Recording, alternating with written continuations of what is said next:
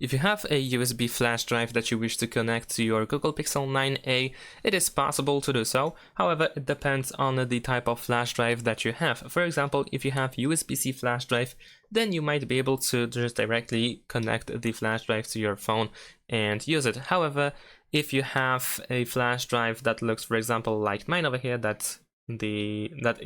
it's using the USB type A, then in that case we need to have some sort of adapter. For example, I have this little adapter and that allows me to convert USB A into USB C. So I need to connect the flash drive to the adapter, and then of course the pen drive or the flash drive with the adapter goes into the phone. So let me quickly connect. There we go. Just plug it in. And now it should work. And they are fairly easy to find and cheap as well, so you shouldn't have any issues with finding the adapter somewhere on the internet, like for example eBay or Amazon or something.